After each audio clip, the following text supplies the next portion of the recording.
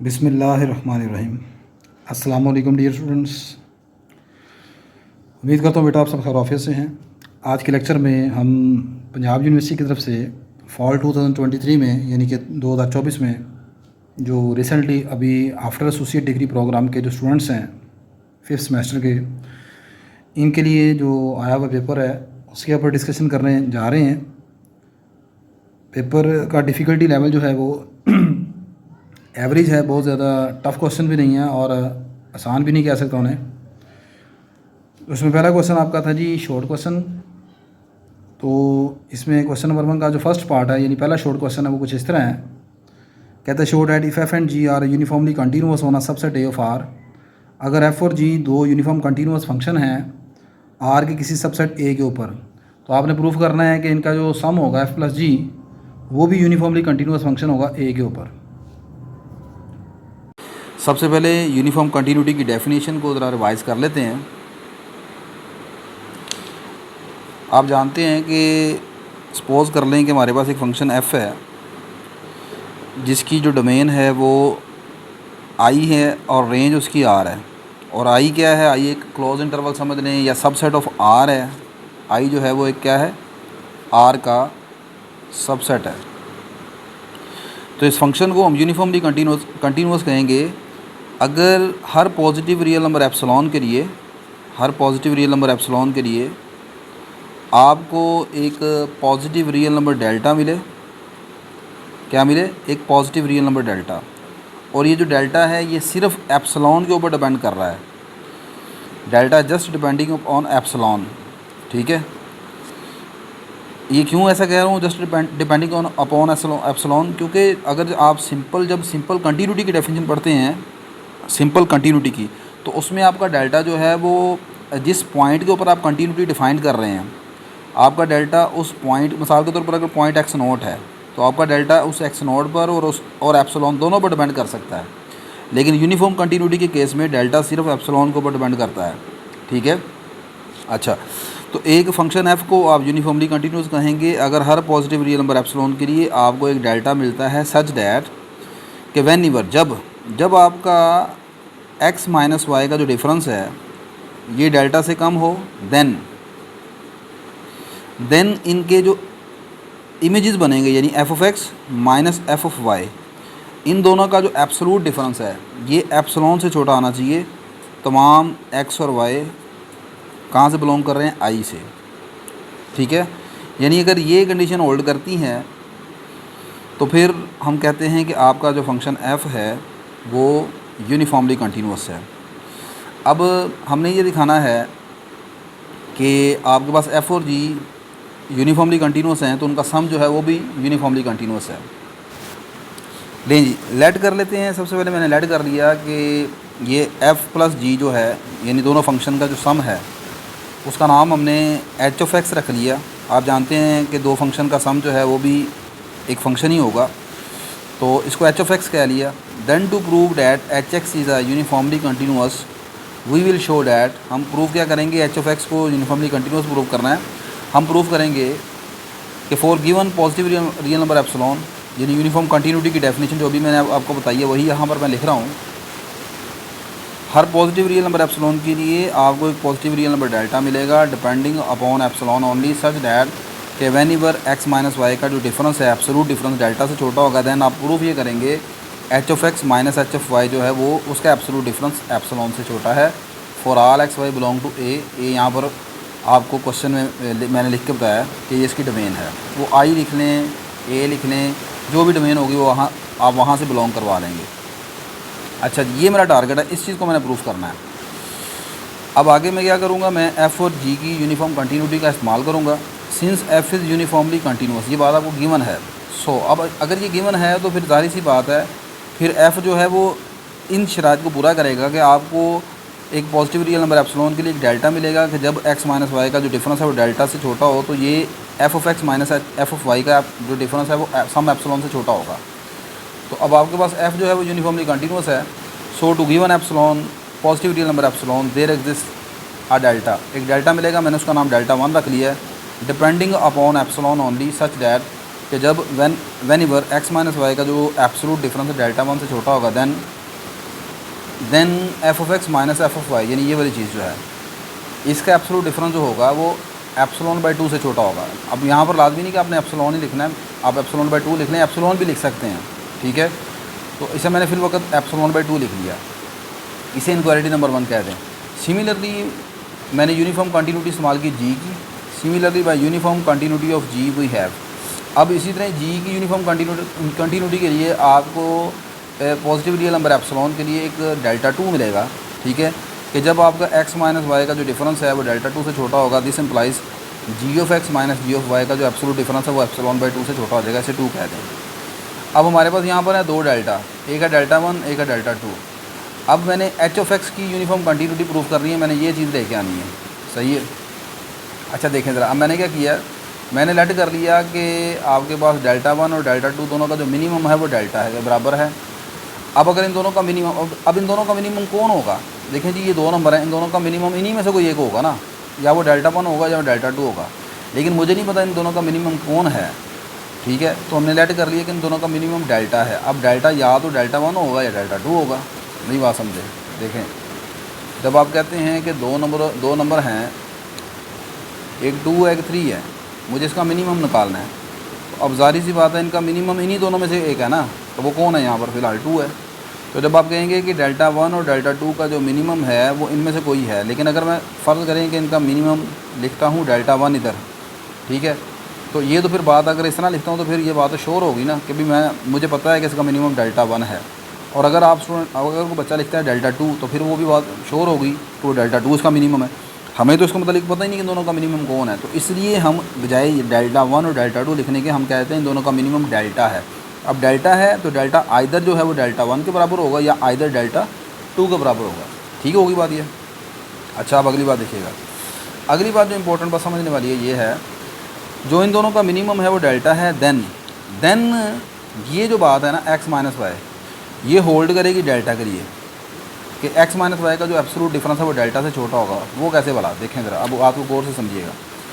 फ़र्ज़ कर लें कि मैं यहाँ पर कहता हूँ कि मेरे पास डेल्टा 1 की जो वैल्यू है वो 5 है और डेल्टा 2 की जो वैल्यू है वो 8 है, ठीक है। अब ज़रा बात को गौर से देखिएगा, जब आपने एफ़ की कंटिन्यूटी डिफ़ाइन की थी तो यूनिफॉर्म कंटिन्यूटी, तो वहाँ पर आपने लिखा था whenever X minus Y is less than delta 1 then F of X minus F of Y is less than epsilon by 2। और इसी तरह जब आपने जी की यूनिफॉर्म कंटिन्यूटी डिफ़ाइन की थी तो तब आपने लिखा था कि whenever X minus Y का एब्सोल्यूट डिफरेंस जो है वो डेल्टा 2 से छोटा है। अब बात को गौर से समझिएगा, देन जी की वो G of X minus G of Y जो है वो लेस देन आ जाएगा एप्सिलॉन बाई 2 से। अच्छा अब मुझे बताएं, मैंने कहा जी कि अगर इन दोनों का मिनिमम ले लिया जाए, इन दोनों का मिनिमम कौन है, इन दोनों का मिनिमम आ जाएगा 5, यानी minimum of delta 1 into delta 2 is equal है यहाँ पर किसके, डेल्टा 1 के लिए, सही है। अच्छा अब मेरी बात ना गौर से समझें, ये इनक्वालिटी कहती है कि ये इनक्वालिटी तब होल्ड करती है जब इस एक्स माइनस वाई का जो डिफरेंस है वो डेल्टा 1 से छोटा है, यानी डेल्टा 1 कौन है, 5 है। ये इनक्वालिटी तब होल्ड करेगी जब ये आंसर 5 से छोटा होगा, और ये इनक्वालिटी कहता है तब होल्ड करेगी जब आपका आंसर 8 से छोटा होगा, 8 से छोटा होगा, डेल्टा 2 की वैल्यू पुट कर दी। मतलब ये वाली वैल्यू तब होल्ड करती है जब आंसर 8 से छोटे हैं पीछे, और ये इनक्वालिटी तब होल्ड करती है जब आंसर 5 से छोटे हैं। तो मुझे पता इन दोनों में कॉमन बात कौन सी हुई, दोनों में से ज़ाहिर सी बात है कॉमन वही होगी ना, ये वाली, ये नंबर लाइन है। ये इनक्वालिटी तब होल्ड करती है जब आपका आंसर 8 से पीछे है, यानी यहाँ तक। ये इनक्वालिटी तब होल्ड करती है जब आपका आंसर 5 से पीछे है, यानी ये यहाँ से यहाँ तक। अब इन दोनों में कॉमन कौन सा है, ये जो छोटे वाला है। तो इसलिए मैंने लिखा है कि जब इन दोनों का मिनिमम निकालेंगे, इन दोनों का मिनिमम आ जाएगा डेल्टा, ठीक है, इन दोनों का मिनिमम आ गया डेल्टा, इन दोनों का मिनिमम आ गया, मैंने यहाँ पर लिखा कि इन दोनों का मिनिमम डेल्टा है, देन ये वाली जो इनक्वालिटी है अब डेल्टा के लिए होल्ड करेगी, सही है। बस ख़त्म होगी बात, यही पॉइंट था थोड़ा सा इसमें शायद जो आपको कंफ्यूज कर सकता था। कंसीडर, अब मुझे प्रूफ ये करना है H F X minus H F Y का आंसर जो है वो किससे छोटा दिखाना है, मैंने इसको दिखाना है जी, मैंने एप्सिलॉन से छोटा, ठीक है। तो बस यहाँ ख़त्म हो गया। एच एफ एक्स किसके बराबर लेट किया था आपने शुरू में, F of X plus G of X के बराबर। तो एच ऑफ एक्स इसके बराबर लेट किया था, ये लिख दिया। सिमिलरली एच ऑफ वाई किसके बराबर आ जाएगा, F of Y plus G of Y के बराबर आ जाएगा। अब आगे क्या करना है, अब यहाँ पर एफ वाली टर्म इकट्ठी कर लें, जी वाली टर्म लहदा कर दें, ये F of X minus F of Y हो जाएगा और ये आ जाएगा G of X minus G of Y. ये जी एफ वाली टर्म लहदा होगी, जी वाली टर्म लहदा हो गई और इनके ऊपर है एब्सोलूट लगा हुआ, ठीक है। यहाँ पर ये चीज़ ये ब्रैकेट आएगी ऐसे, ठीक होगी बात ये। अच्छा, अब आगे ये ट्राइंगल इनक्वालिटी आप जानते हैं रियल नंबर में होल्ड करती है कि ए प्लस बी का एब्सोलूट लेस देन इक्वल होता है उनके सम ऑफ इंडिविजुअल एब्सोलूट। तो इसका एब्सोलूट लहदा कर दिया, इसका एब्सोलूट लहदा कर दिया। Next by using one. अब वन जो था उसके मुताबिक ये सारी चीज़ किससे छोटी थी, एप्सिलॉन बाई 2 से। तो इसकी जगह एप्सिलॉन बाई 2 पुट कर दिया, इसकी जगह भी एप्सिलॉन बाई 2 पुट कर दिया। तो ये आ गया, ये सारी चीज़ आ जाएगी less than epsilon by 2 plus epsilon by 2, ठीक है। यहाँ पर देखें ये सारी चीज़ अब इससे छोटी हो गई है एच वाली, इसकी जगह एप्सिलॉन बाई 2 पुट कर दिया, इसकी जगह भी एप्सिलॉन बाई 2 पुट कर दिया, ठीक है। अब लेस देन इक्वल का साइन किस में बदल जाएगा, लेस देन के साइन में। खाली अब ये लेस देन इक्वल नहीं लगाना, क्यों ये लेस देन इक्वल नहीं क्यों नहीं लगाना भला, क्योंकि भाई ये देखें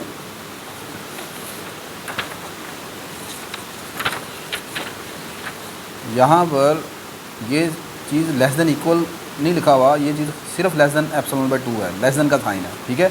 तो जो नया साइन आएगा वो आपके पास आ जाएगा less than epsilon by 2 plus epsilon by 2। इन दोनों को प्लस कर लें, एप्सिलॉन आ जाएगा। This implies H of X minus H of Y आ जाएगा लेस देन एप्सिलॉन, यही आपने प्रूव करना था। हैंस एक्स माइनस वाई का जो एब्सोल्यूट डिफरेंस जब डेल्टा से छोटा होगा, this implies H of X minus H of Y का जो एब्सोल्यूट डिफरेंस है वो एप्सिलॉन से छोटा हो जाएगा for all X plus X Y comma belong to A. This shows that H of X equal to F of X plus G of X is a uniformly continuous function. तो एक छोटी सी video थी, लेकिन ये आपकी uniform continuity की actually properties हैं ये वाली। तो आई होप कि आपको समझ आ गई होगी। नहीं बेटा, सेकंड शॉर्ट क्वेश्चन आपका कुछ इस तरह है, कहता है जी write the order properties of real numbers. आपने रियल नंबर्स की ऑर्डर प्रॉपर्टीज़ लिखनी है, इन्हें आप समटाइम ऑर्डर एक्सियम्स भी बोलते हैं। इसमें जो पहली प्रॉपर्टी है वो जी ट्रिकोटोमी प्रॉपर्टी। ट्रिकोटोमी प्रॉपर्टी जो रियल नंबर की है वो इस तरह है कि अगर आपके पास कोई से दो रियल नंबर हों तो उनमें ये इन तीन में से कोई एक बात ही होगी, आइदर ए और बी बराबर होंगे, या ए बी से बड़ा होगा या ए बी से छोटा होगा। इनके अलावा कोई चौथी बात नहीं हो सकती, ठीक है। या दो रियल नंबर हमेशा बराबर होते हैं, या पहला दूसरे से बड़ा होता है या पहला दूसरे से छोटा होता है, ठीक है जी। इसे आप बोलते हैं ट्रिकोटोमी प्रॉपर्टी। सेकंड प्रॉपर्टी जो है वो आपकी है जी ट्रांजिटिव प्रॉपर्टी। ट्रांजिटिव प्रॉपर्टी को आप इस तरह डिफाइन करते हैं, अगर आपके पास ए बी सी तीन रियल नंबर हैं, अगर ए बी से बड़ा है एंड बी सी से बड़ा है तो फिर पहला जो नंबर है वो सी ए सी से बड़ा होगा, यानी पहला नंबर तीसरे से बड़ा होगा। इसी तरह अगर ए बी से छोटा हो एंड बी सी से छोटा हो, देन ए जो है वो तीसरे नंबर सी से छोटा होगा। एडिटिव प्रॉपर्टी, अगर ए बी सी तीन रियल नंबर हैं, अगर ए बी से बड़ा है तो अगर आप इसके दोनों साइडों पर एक रियल नंबर सी ऐड कर दें तो बड़ा वाला नंबर बड़ा ही रहेगा, यानी ए प्लस सी जो है वो बी प्लस सी से बड़ा होगा, बड़ी साइड बड़ी बड़ी ही रहेगी और छोटी छोटी रहेगी। इसी तरह अगर ए लेस देन बी है तो फिर ए प्लस सी, दोनों तरफ सी ऐड करने से ए प्लस सी जो है वो छोटा हो जाएगा बी प्लस सी से, यानी छोटी साइड छोटी रहेगी, बड़ी साइड बड़ी रहेगी। इसी एडिटिव प्रॉपर्टी में इसको इस तरह भी हम ये भी केस हो सकता है, अगर ए बी से बड़ा है सी डी से बड़ा है, यानी चार नंबर हैं, तो फिर बड़े में बड़ी साइड ऐड करने से उसका आंसर छोटी में छोटा साइड ऐड करने से हमेशा बड़ा रहेगा, यानी ए प्लस सी, ये दोनों नंबर बड़े हैं और बी और डी छोटे हैं, तो ए प्लस सी जो है वो बी प्लस डी से बड़ा होगा, यानी बड़े वाले नंबर का सम छोटे वाले नंबरों का सम से हमेशा बड़ा होगा। इसी तरह अगर ए बी से छोटा है एंड सी डी से छोटा है तो छोटे नंबरों का सम करेंगे तो ए प्लस सी छोटा होगा बी प्लस डी से।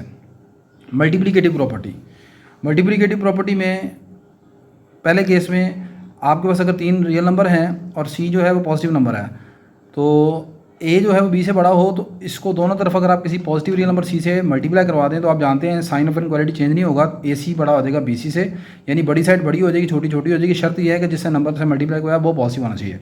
अगर बिल्कुल इसी तरह अगर ए बी से छोटा है तो फिर दोनों तरफ सी से मल्टीप्लाई करने से ए सी छोटा हो जाएगा बी सी से, साइन ऑफ इनक्वालिटी चेंज नहीं होगा। इसी में बी में इस तरह है कि अगर ए बी सी तीन रियल नंबर है लेकिन सी इस मरतबा नेगेटिव है, तो फिर अगर ए बी से बड़ा है तो दोनों तरफ सी से मल्टीप्लाई करवाएंगे तो बड़ी वाली साइड जो है वो छोटी हो जाएगी, यानी साइन ऑफ इनक्वालिटी चेंज हो जाएगा, ए सी छोटा हो जाएगा बी सी से। और अगर इसी तरह अगर ए बी से छोटा है तो साइन ऑफ इनक्वालिटी चेंज होकर बड़ा ग्रेटर में चेंज हो जाएगा, यानी ए सी बड़ा हो जाएगा बी सी से। इसी मल्टीप्लिकेटिव प्रॉपर्टी में तीसरा केस कुछ इस तरह हो सकता है, अगर आपके पास ए बी सी डी चार पॉजिटिव रियल नंबर है, आर के ऊपर जो प्लस का निशान है ये शो कर रहा है they are positive real number, R plus का मतलब है set of positive real numbers. जिस तरह आपने डी प्रॉपर्टी में ऊपर पढ़ा, अगर ए बी से बड़ा है सी डी से बड़ा है तो बड़े नंबरों को बड़े से मल्टीप्लाई करवाएंगे तो बड़ी साइड हमेशा बड़ी साइड छोटी से बड़ी होगी, यानी कि ए सी बड़ा होगा बी डी से। इसी तरह अगर ए छोटा हो बी से और सी छोटा डी से, तो ए और सी को मल्टीप्लाई कराएं और इधर बी और डी को मल्टीप्लाई कराएं तो ए सी छोटा हो जाएगा बी डी से, यानी बड़ी साइड बड़ी रहेगी, छोटी छोटी रहेगी। ठीक है, बस ये छोटी थोड़ी सी एक्सचेंज हैं। ठीक है, ये क्वेश्चन आसान था। नेक्स्ट क्वेश्चन की तरफ बढ़ते हैं। नेक्स्ट आपका जी क्वेश्चन नंबर 1 का थर्ड पार्ट कहता है state and prove density theorem. ये क्या है, ये मैं ऑलरेडी अपने लेक्चर्स में डिस्कस कर चुका हूँ। मैं डिस्क्रिप्शन बॉक्स में इसका जो लिंक है वो रख दूँगा। आपने उसमें अदरवाइज़ अगर आप ख़ुद तलाश करना चाहें तो चैप्टर नंबर 1 मेरे जो रियल एनालिसिस 1 की प्लेलिस्ट है उसमें चैप्टर नंबर 1 में लेक्चर नंबर 17 में आप जाएं। चैप्टर का नाम है रियल नंबर सिस्टम। ठीक है, तो आप वहाँ पर जाकर, अदरवाइज़ आप यूट्यूब के ऊपर सीधा गूगल के ऊपर लिख लें सर्च बार में जाकर chapter number 1 real number system lecture number 17। ठीक है, और आगे मेरा नाम लिख दें प्रोफेसर अजमत अली, तो इंशाल्लाह ये डायरेक्ट आपके पास लेक्चर ओपन हो जाएगा। ठीक है, अदरवाइज़ मैंने सिंपल सी बात है डिस्क्रिप्शन बॉक्स में इसका लिंक रख दूँगा, आप डिस्क्रिप्शन बॉक्स ओपन करें, वहाँ से देख लें। नेक्स्ट आपके पास है जी क्वेश्चन नंबर 1 का फोर्थ पार्ट, कहता है differentiate between continuity and uniform continuity at a set. किसी फंक्शन की यूनिफॉर्म और कंटिन्यूटी, यूनिफॉर्म कंटिन्यूटी में और सिंपल कंटिन्यूटी में क्या फ़र्क होता है। Give an example of function, एक फंक्शन की एग्जांपल दें which is continuous at a set but not a uniformly continuous, जो कि कंटिन्यूअस तो है लेकिन यूनिफॉर्मली कंटिन्यूअस नहीं है। यूनिफॉर्म कंटिन्यूटी और सिंपल कंटिन्यूटी का जो कॉन्सेप्ट है ये मैं बड़ी डिटेल से अपने chapter number 3 limit continuity and differentiability lecture number 7 में बता चुका हूँ। आप इसका भी लिंक डिस्क्रिप्शन बॉक्स में मौजूद है, वहाँ पर मैं एग्जांपल भी दे चुका हूँ, लेकिन मैं फिर यहाँ पर एग्जांपल दोबारा आपकी आसानी के लिए लिख रहा हूँ। आपने बताना ये है कि ऐसा फंक्शन बताएं जो कि कंटिन्यूस हो लेकिन यूनिफॉर्म कंटिन्यूस ना हो। लेकिन मैंने एक फंक्शन एफ डिफाइन कर लिया ओपन इंटरवल 0 से 1 आर की तरफ, such that function F of X is equal to 1 over X. अब आप जानते हैं कि ये function X is equal to 0 के ऊपर अनडिफाइंड है, लेकिन मैंने 0 को यहाँ पर इंक्लूड नहीं किया, ये ओपन इंटरवल है, तो बाकी 0 के अलावा ये हर जगह पर कंटिन्यूस है। तो लिहाजा ये जो फंक्शन है then F of X is continuous over the open interval 0 से 1 but not a uniformly continuous at 0 1। लेकिन ये फंक्शन 0 से 1 पर यूनिफॉर्मली कंटिन्यूस नहीं है। अब यूनिफॉर्मली कंटिन्यूस क्यों नहीं है, बिकॉज आप जानते हैं कि जब भी आप 0 के करीब करीब कोई इधर नंबर रखेंगे तो इसका आंसर जो है वो इन्फिनिटी की तरफ अप्रोच करेगा। आप सिंपल देखें ना, जब when you limit X approaches to 0, जब 0 के करीब करीब आप जाएंगे, 0 पुट नहीं कर सकते क्योंकि 0 इसमें शामिल नहीं है, लेकिन जब भी 0 के करीब करीब जाएंगे आपका फंक्शन अनबाउंडेड हो जाएगा। और हम जानते हैं कि अगर कोई फंक्शन कंटिन्यूस हो लेकिन वो अनबाउंडेड हो तो वो यूनिफॉर्मली कंटिन्यूस नहीं हो सकता। ठीक है, तो सो दिस इज़ वाई कि ये जो फंक्शन है ये आपके पास यूनिफॉर्मली कंटिन्यूस नहीं है क्योंकि ये अनबाउंडेड है। Because in the neighbourhood of X is equal to 0, X is equal to 0 के नेबरहुड में ये फंक्शन अनबाउंडेड है, रहता this is not a continuous uniformly continuous function. Next पढ़ते हैं जी इसके 5वें पार्ट की तरफ। 5वें पार्ट में इस तरह कहा जा रहा है आपको, ये इंटीरियर एक्सट्रीमम थ्योरम है जिसकी स्टेटमेंट कुछ इस तरह है, let C be an interior point of the interval I at which F from I to R है द रिलेटिव एक्सट्रीमम। आपने सी एक इंटीरियर पॉइंट है आई का, और आई क्या है, एक सबसेट आर का, सच डैट के एक फंक्शन एफ जो है वो डिफाइन किया गया आई से आर की तरफ, और इस फंक्शन एफ का आपको रिलेटिव एक्सट्रीमम मिलता है if the derivative of F at C exist. अगर इस फंक्शन एफ का डेरिवेटिव सी के ऊपर एग्जिस्ट करे देन आपने प्रूव करना है कि फंक्शन का पहला डेरिवेटिव 0 के इक्वल आएगा। इसको हम कुछ इस तरह एक्सप्लेन कर लेते हैं। आप जानते हैं कि जब भी आप किसी फंक्शन का कोई ग्राफ ड्रा करते हैं, लाइक एज फर्ज करें आपके पास एक फंक्शन है, कोई फंक्शन है, उसका ग्राफ ये है, तो अब इस ग्राफ के ऊपर दो तरह के पॉइंट आपको देखने को मिलेंगे, एक इसका लोकल मैक्सिमम और दूसरा इसका लोकल मिनिमम पॉइंट होगा। मिसाल के तौर पर अगर आप इस पॉइंट की बात करें, यहाँ पर फर्ज कर लें एक्स की वैल्यू सी है, तो ये जो पॉइंट है X is equal to c के ऊपर फंक्शन की जो वैल्यू निकलेगी डैट इज एफ ऑफ सी, ये इस फंक्शन की लोकल मैक्सिमम वैल्यू कहलाती है। लोकल मैक्सिमम का मतलब ये है कि अगर आप x is equal to c के लेफ्ट और राइट पर फंक्शन की वैल्यू निकालें तो एफ ऑफ सी जो है वो इसकी लार्जेस्ट वैल्यू को शो करेगा।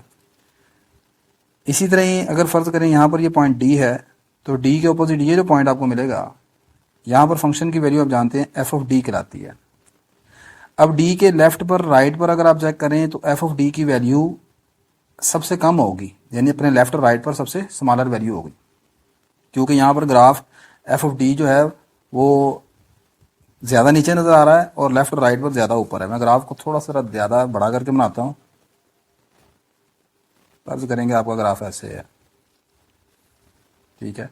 आई होप कि अब आपको थोड़ा सा ज़्यादा क्लियर नज़र आ जाएगा, समझ आ जाएगा।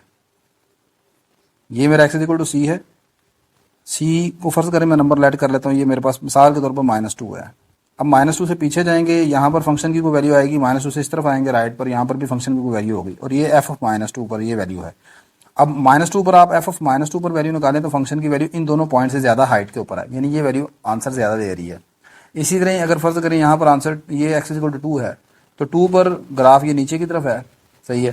तो अब ये वाली जो हाइट है ये ज़्यादा नीचे है और ये वाली हाइट, दोनों हाइट इससे कम है, यानी इसका मतलब यहाँ पर f ऑफ 2 का जो जवाब है इन दोनों की निस्बत ज़्यादा नीचे है, कम है, ठीक है। तो ये इसका f ऑफ 2 के ऊपर मैं f ऑफ 2 जो है इसके लोकल मिनिमम वैल्यू को शो कर रहा है, जबकि f ऑफ -2 जो है वो इसके लोकल मैक्सिमम वैल्यू को शो कर रहा है। अच्छा, अब अगली बात, एक्सट्रीमम, ये जो थ्योरम है इंटीरियर एक्सट्रीमम थ्योरम, ये कहता है ये है कि ये जो पॉइंट होगा जिस पर लोकल मैक्सिमम या लोकल मिनिमम जो वैल्यू आप निकाल रहे हैं, अगर इस पॉइंट के ऊपर फंक्शन का पहला डेरिवेटिव एग्जिस्ट करे, मिसाल के तौर पर ये अगर x इक्वल टू सी है तो x इक्वल टू सी के ऊपर फंक्शन का पहला डेरिवेटिव आप जानते हैं f डैश सी निकलेगा। अगर ये एग्जिस्ट करे तो फिर ये हमेशा एक्सट्रीम पॉइंट के ऊपर 0 के बराबर आएगा, ठीक है। और ये कोई नई चीज़ नहीं है, आप जानते हैं, आपने स्टेशनरी पॉइंट की डेफिनेशन पढ़ी हुई है, ये क्रिटिकल पॉइंट की डेफिनेशन पढ़ी है। आप जानते हैं स्टेशनरी पॉइंट वो पॉइंट होता है जहाँ पर फंक्शन का पहला डेरिवेटिव 0 के इक्वल होता है, और अगर उसके ऊपर आप टेंजेंट ड्रा करें उस जगह पर, तो वो टेंजेंट जो है बिल्कुल एक्स एक्सिस के पैरेलल आएगा। तो यहाँ पर f of x equal to -2 जो है वो एक स्टेशनरी पॉइंट है। अगर आप इसके ग्राफ के ऊपर फंक्शन का पहला डेरिवेटिव निकालें x इक्वल टू -2 पर, तो उसका डेरिवेटिव हमेशा 0 के इक्वल आएगा। इसी तरह जो 2 है ये भी एक्सट्रीम पॉइंट है, लेकिन ये लोकल मिनिमम की कैटेगरी में आएगा। यहाँ पर भी अगर आप दोबारा निकालें, ये टेंजेंट ड्रा करें, तो वो भी बिल्कुल एक्स एक्सिस से पैरेलल होगा, और जो लाइन एक्स एक्सिस से पैरेलल होती है आप जानते हैं उसकी स्लोप क्या होती है, 0 होती है। इसलिए यहाँ पर भी फंक्शन का अगर आप पहला डेरिवेटिव निकालें x इक्वल टू 2 पर, वो भी किसके इक्वल आएगा, 0 के इक्वल आएगा, ठीक है। तो यही चीज़ें अब आपने प्रूफ करनी है। इसमें अब इसकी स्टेटमेंट को प्रॉपरली ज़रा पढ़ लेते हैं। यहाँ पर ले जी, इसकी स्टेटमेंट कुछ इस तरह है, let C be an interior point of the interval I. कोई इंटरवल आई है, सी उसका इंटीरियर पॉइंट है, at which function from I to R has a relative extremum. और इस इंटरवल के लिए आपका एक रियल वैलिड फंक्शन एफ है, वो रिलेटिव एक्सट्रीमम रखता है। रिलेटिव एक्सट्रीमम का मतलब है कि या तो मतलब वो रिलेटिव मैक्सिमम और रिलेटिव मिनिमम वैल्यू रखता है, उसका local maximum local minimum exist करता है। If the derivative of F at C exist, अगर इस फंक्शन का डेरिवेटिव सी के ऊपर एग्जिस्ट करे, देन आपने प्रूफ ये करना है कि वो जो डेरिवेटिव वो 0 के इक्वल आएगा। इन अदर वर्ड्स आपने प्रूफ ये करना है कि सी यहाँ पर इसका क्रिटिकल पॉइंट या स्टेशनरी पॉइंट कहलाता है। अच्छा जी, अब इसको प्रूफ करने के लिए मैं यहाँ पर कंट्राडिक्शन इसको लेके चलूँगा। मैं ये कहूँगा कि यहाँ पर हमने एग्जैक्टली प्रूफ करना है कि F dash C equal to 0 है।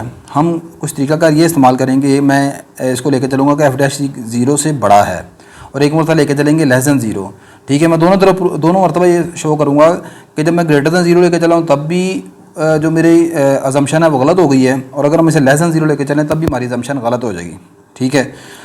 तो ये बस एक तरीकाकार इसमें हमने लेके चलना है। We will prove the result for the case that f has a relative maximum at x is equal to c. Proof for the case of a relative minimum is similar. यानी कि यहाँ पर relative maximum वाला case जो है वो वाला हम प्रूफ कर देते हैं, और आगे हम ये लिख देंगे कि relative minimum का जो केस है वो बिल्कुल सिमिलर है, सही है। अच्छा, ये वही फिगर जो मैंने आपको उधर पहले समझा दी, ये दोबारा मैंने यहाँ पर बनाई हुई है।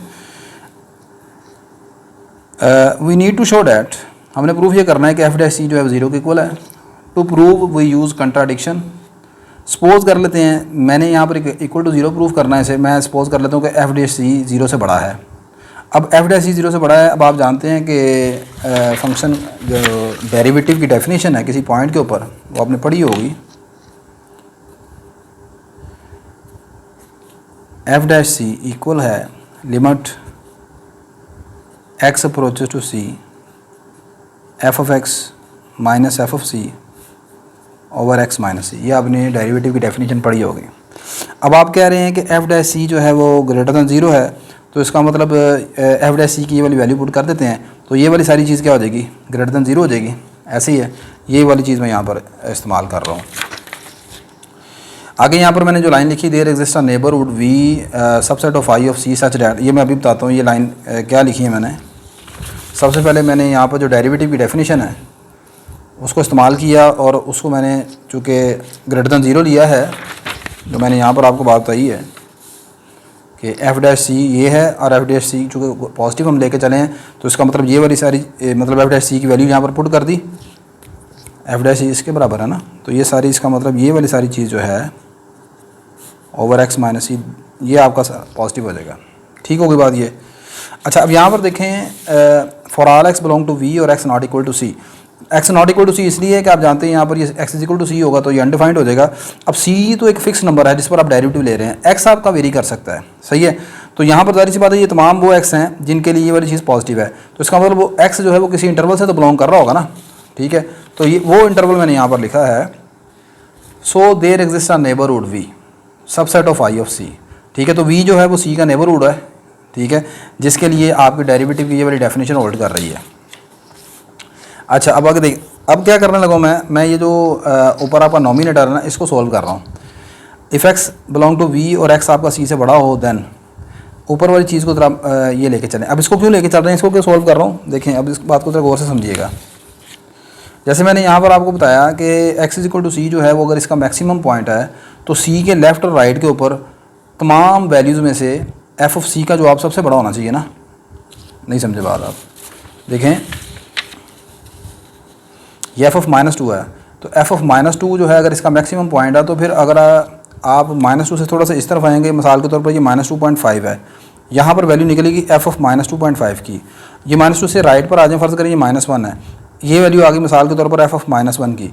तो आपका एफ ऑफ -2 का आंसर हमेशा अगर ये मैक्सिमम पॉइंट है तो फिर ये एफ ऑफ -1 से भी बड़ा होना चाहिए, और अगर आप इसकी सॉरी -2.5 नहीं -2 का जवाब है वो -1 से भी बड़ा होना चाहिए, और -2 पर फंक्शन का आंसर -2.5 से भी बड़ा होना चाहिए क्योंकि ये इसका मैक्सिमम पॉइंट है। तो अब मैं ये प्रूफ ये करूँगा, होना ये चाहिए कि एफ ऑफ सी का आंसर अगर सी इसका मैक्सिमम पॉइंट है एफ ऑफ एक्स से बड़ा होना चाहिए तमाम एक्स के लिए, for all x belong to V. लेकिन मैंने इसको कंट्राडिक्टरी प्रूफ करना है तो मैं इसका उलट प्रूफ करूँगा यहाँ पर कि मेरा एफ ऑफ एक्स का जो जवाब जो है वो एफ ऑफ सी से बड़ा आएगा, और ये बात गलत हो जाएगी क्योंकि F of C maximum point है, तो मैक्सिमम पॉइंट की वजह से इसका आंसर एफ ऑफ सी का एफ ऑफ एक्स से क्या होना चाहिए, ग्रेटर होना चाहिए।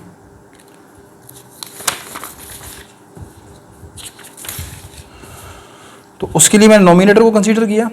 अब इसको मैंने ये वाली चीज़ बनाने के लिए एक्स माइनस सी से डिवाइड कर दिया, एक्स माइनस सी से मल्टीप्लाई करवा दिया। अच्छा मेरी बात सुने, इधर वाली ये चीज़ तो पॉजिटिव है, एक्स माइनस सी भी पॉजिटिव होगा, वो क्यों, आपका एक्स सी से बड़ा है, इसका मतलब इन दोनों का अगर एक्स सी से बड़ा हो तो एक्स माइनस सी हमेशा पॉजिटिव होगा।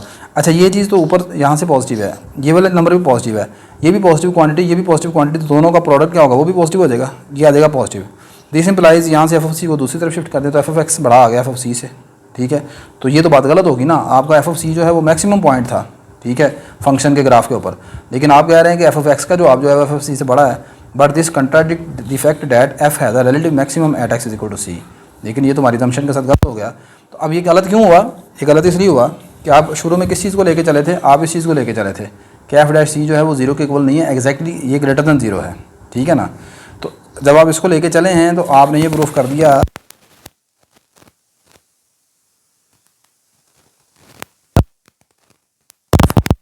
एफ डैश सी ग्रेटर दैन जीरो, इसका मतलब ये है कि ये ग्रेटर दैन जीरो नहीं होना चाहिए। Similarly we can not have F dash C less than zero, इसी तरह ही हम ये भी कह सकते हैं कि एफ डैश सी आपका जीरो से कम नहीं हो सकता। इसका मतलब फिर बात एक ही है कि ये ना जीरो से बड़ा है ना जीरो से कम है, एग्जैक्टली जीरो की एफ डैश सी आपका, ठीक है। नेक्स्ट बढ़ते हैं जी छठे पार्ट की तरफ, और ये है लिप्सकिस फंक्शन। लिप्सकिस फंक्शन का आपसे कह रहा है कि डिफाइन करें लिप्सकिस फंक्शन क्या होता है। Also prove that if F is a function from I to R, और ये भी प्रूफ करना है कि अगर हमारा एफ जो है वो एक फंक्शन है आई से आर की तरफ, और आई फिर बता दें कि आई आर का सबसेट होगा कोई, इज़ अ लिप्सकिस फंक्शन। अगर एफ हमारा कोई लिप्सकिस फंक्शन हो तो then F is a uniformly continuous on I. तो आपने प्रूफ करना है कि एफ जो है वो लिप्सकिस फंक्शन है, यूनिफॉर्मली कंटिन्यूस फंक्शन हो जाएगा। देखें इस पेपर में यूनिफॉर्म कंटिन्यूटी के हवाले से काफ़ी क्वेश्चन उसने दे दिए। कहता क्या है कि आपने सबसे पहले लिप्सकिस फंक्शन की डेफिनेशन लिखनी है, बाद में ये प्रूफ करना है कि ऐसा फंक्शन एफ जो कि आई से आर की तरफ लिप्सकिस फंक्शन हो, जो ऐसा फंक्शन जो लिप्सकिस फंक्शन हो वो हमेशा यूनिफॉर्मली कंटिन्यूस होता है आई के ऊपर, ठीक है, सही है। तो सबसे पहले देखते हैं कि लिप्सकिस फंक्शन कहते किसे हैं, ठीक है। तो क्या डेफिनेशन है लिप्सकिस फंक्शन की, आसान सी डेफिनेशन है, सपोज दैट एफ एक फंक्शन है आई से आर की तरफ, is a continuous function on I, ये इस आई के ऊपर कंटिन्यूस है। Then F is called Lipschitz function, तो फिर हम एफ को कहेंगे कि ये लिप्स क्विज फंक्शन है और सेटिस्फाइज लिप्स क्विज कंडीशन, या फिर हम कह सकते हैं कि एफ जो है वो लिप्स क्विज कंडीशन को सेटिस्फाई करता है। या फिर हम कहेंगे कि समटाइम ऐसे भी कहते हैं कि एफ़ जो है अगर इस इनक्वालिटी को सेटिस्फाइड करता है जो मैं यहाँ नीचे लिख रहा हूँ, तो एफ़ इस सूरत में लिप्स क्विज फंक्शन कहलाता है। क्या इनक्वालिटी है कि अगर आपके पास एक पॉजिटिव रियल नंबर m है सच डैट कि f(x1 माइनस f(x2) का एब्सोल्यूट जो है वो लेस देन इक्वल हो m time x1 minus x2 के एब्सोल्यूट के, यानी अगर कोई फंक्शन f जो है वो आपके पास इस इनक्वालिटी को सेटिस्फाइड करे तो हम कहेंगे f एक लिप्स क्विज फंक्शन है, या f जो है वो लिप्स क्विज कंडीशन को सेटिस्फाइड करता है। ठीक है, और इस इनक्वालिटी को समटाइम आप लिप्स क्विज इनक्वालिटी भी बोलते हैं। ठीक है, और इस तरह के फंक्शन जो कि लिप्स क्विज फंक्शन है उसे हम sometime lips quiz continuous function भी बोल लेते हैं। ठीक है जी। अच्छा, अब मैंने ये प्रूव करना है, next we show that if f satisfies 1। अब हम ये प्रूव करेंगे कि अगर 1 जो है वो इस कंडीशन को सेटिस्फाइड करे। यहाँ तक जो है ना वो डेफिनेशन है लिप्स क्विज फंक्शन की, वो ख़त्म हो गई है। अब अगला क्वेश्चन ये था कि अगर कोई फंक्शन लिप्स क्विज फंक्शन हो, अब लिप्स क्विज फंक्शन होगा तो यानी ज़ाहिर सी बात है वो इस इनक्वालिटी को सेटिस्फाइड करेगा।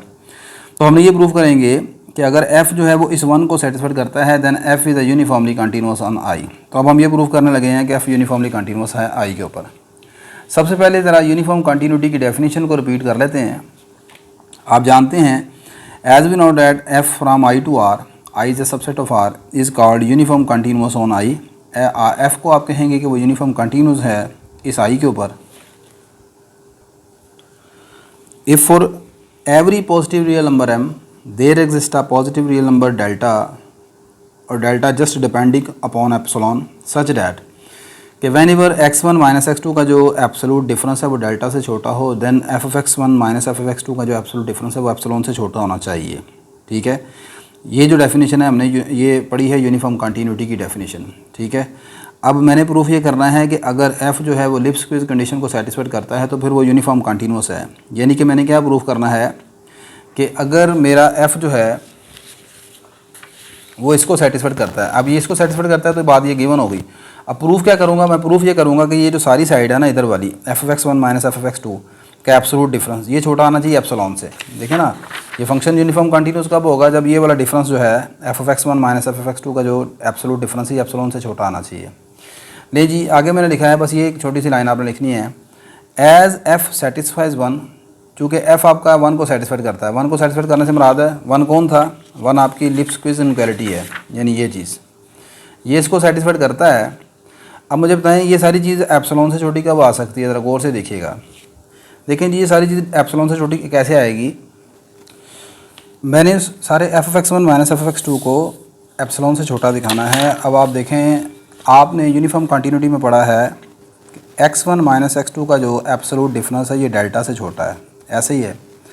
अब अगर आप गौर करें कि आपने जो इनक्वालिटी 1 कही है, इनक्वालिटी 1 क्या थी, लिप्स क्विज इनक्वालिटी थी, ये सेटिस्फाइड है। अब इसके साथ कौन सा नंबर मल्टीप्लाई हो रहा है, m मल्टीप्लाई हो रहा है। मैं इस पूरी चीज़ को m से मल्टीप्लाई करवा देता हूँ, यह आ जाएगा m time x1 minus x2 less than m time epsilon, m time sorry delta. ठीक है, और यहाँ पर इनक्वालिटी साइन चेंज नहीं होगा क्योंकि आपका m जो है वो एक पॉजिटिव रियल नंबर है। अच्छा, मुझे बताएं कि मैंने दिखाना ये है कि ये सारा एप्सिलॉन से छोटा आना चाहिए। अच्छा, अब ये एप्सिलॉन से छोटा कब आएगा, अभी तक ये सारी चीज़ m डेल्टा से छोटी है। अगर मैं यहाँ पर लेट कर लेता हूँ कि मेरा m डेल्टा जो है वो एप्सिलॉन के बराबर आ गया। ठीक है, तो ये सारा क्या लिखा जा सकता है, इसको मैं लिख सकता हूँ m time x1 minus x2 का absolute difference this is less than epsilon. अब इससे पीछे क्या लिखा हुआ था, इससे पीछे आपने लिखा हुआ था इनक्वालिटी 1 में कि f(x1 minus f(x2) absolute is less than equal to m time x1 minus x2। ऐसे ही है, ये कंडीशन तो सेटिस्फाइड है ना, this is the lips quiz inequality. अब आगे से ये सारी चीज़ किससे छोटी आ गई, एप्सिलॉन से छोटी आ गई। कब एप्सिलॉन से छोटी आ गई, जब आपने m डेल्टा को एप्सिलॉन के इक्वल लेट किया, या दूसरे अल्फाज में वी कैन से डैट कि आपने डेल्टा को एप्सिलॉन ओवर m के इक्वल लेट कर लिया। ठीक है, तो यही आपने प्रूफ करना है कि f(x1 minus F of X two का जो डिफरेंस है ये एप्सिलॉन से छोटा है। कब? जब आपका x1 माइनस x2 छोटा हो डेल्टा से। और डेल्टा क्या है? डेल्टा एक पॉजिटिव रियल नंबर है। डेल्टा एक पॉजिटिव रियल नंबर होता है जो कि सिर्फ एप्सिलॉन पर डिपेंड करता है। तो आप देख रहे हैं यहाँ पर डेल्टा जो आपने सेट किया है वो एप्सिलॉन ओवर m के बराबर है। एप्सिलॉन m एक नंबर है, एप्सिलॉन भी एक पॉजिटिव रियल नंबर है, तो delta just depend upon epsilon. अब आप ये ना कहिएगा कि डेल्टा m पर भी डिपेंड कर रहा है। देखें m एक फिक्स नंबर है। डेल्टा जब कंटिन्यूटी की हम बात करते हैं, कंटिन्यूटी फंक्शन की, तो वहाँ पर आपका जो डेल्टा होता है वो आपके एप्सिलॉन के ऊपर और कंटिन्यूटी जिस नंबर के ऊपर चेक की जाती है। मिसाल के तौर पर आप कंटिन्यूटी चेक कर रहे हैं x0 के ऊपर, तो कंटिन्यूअस फंक्शन के केस में डेल्टा आपका एप्सिलॉन और x0 दोनों पर डिपेंड कर सकता है। लेकिन यूनिफॉर्म कंटिन्यूटी के केस में डेल्टा सिर्फ एप्सिलॉन पर डिपेंड करता है, इसमें x0 नहीं नज़र आ रहा आपको। सही है, तो यही आपने प्रूफ करना था। अब यही सारी बातें मैंने यहाँ पर लिखी हैं। As f satisfied 1 and by taking delta is equal to epsilon over m we have f of x1 minus f of x2 absolute is less than epsilon। और आगे आप ये लिख दें यहाँ पर सारी बात। therefore m time x1 minus x2 जो है छोटा है डेल्टा m से। डेल्टा m को मैंने एप्सिलॉन लेट कर लिया। This implies f is a uniformly continuous function. ये चीज़ आपकी यूनिफॉर्मली कंटिन्यूअस फंक्शन ख़त्म हो गया, मतलब ये आपका क्वेश्चन पूरा हो गया जो आपने प्रूफ करना था। इसके नीचे मैंने एक नोट लिखा है, आप इस चीज़ को याद रखिएगा। मैंने लिखा है कि if f satisfies Lipschitz condition then f is uniformly continuous. अगर आपका कोई फंक्शन f जो है वो लिप्स क्विज कंडीशन को, लिप्स क्विज इनक्वालिटी को सेटिस्फाइड करता है तो फिर पक्की बात है f यूनिफॉर्मली कंटिन्यूअस होगा। लेकिन क्या इसका कन्वर्स भी ट्रू हो सकता है? ठीक है, कन्वर्स का मतलब क्या है कि क्या अगर कोई function f lips quiz condition को सेटिस्फाइड ना करे तो तब हमें क्या कहना चाहिए कि f यूनिफॉर्मली कंटिन्यूअस नहीं होगा? नहीं, इसका कन्वर्स ट्रू नहीं है।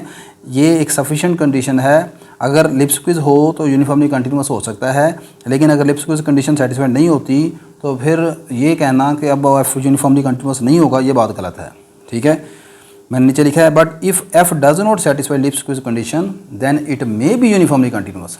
अगर कोई फंक्शन एफ जो है वो लिप्स क्विज कंडीशन को सेटिस्फाइड नहीं भी करता देन अगेन यूनिफॉर्मली कंटिन्यूअस हो सकता है। नेक्स्ट जो है आपके लॉन्ग क्वेश्चन स्टार्ट हो गए हैं। कहता है सोल्व द फॉलोइंग। तो यहाँ पर पहला लॉन्ग क्वेश्चन जो है ये 10 नंबर का एक लॉन्ग क्वेश्चन है। कहता ये है कि if F is a function from I to R is differentiable at a point c belong to I. अगर एक फंक्शन एफ जो है वो किसी पॉइंट सी के ऊपर डिफरेंशिएबल हो then it is continuous at c. तो आपने ये प्रूव करना है कि ये पॉइंट सी के ऊपर क्या होगा? कंटिन्यूअस होगा। आल्सो प्रूव और disapprove that every continuous function is differentiable. और आपने ये भी बताना है ये है कि क्या हर कंटिन्यूअस फंक्शन डिफरेंशिएबल होता है, ये भी आपने बताना है। ठीक है जी, सबसे पहले हम ये प्रूफ करते हैं बेटा कि अगर आपका फंक्शन f जो है वो डिफरेंशिएबल हो तो then it will be continuous. Given that f is differentiable at x is equal to c. अब आप जानते हैं डिफरेंशिएबिलिटी की डेफिनेशन। अगर कोई फंक्शन डिफरेंशिएबल कब होता है? अगर ये उसका फार्मूला डिफरेंशिएबल फंक्शन का at x is equal to C. Given that f is differentiable at x is equal to C following limit will be exist.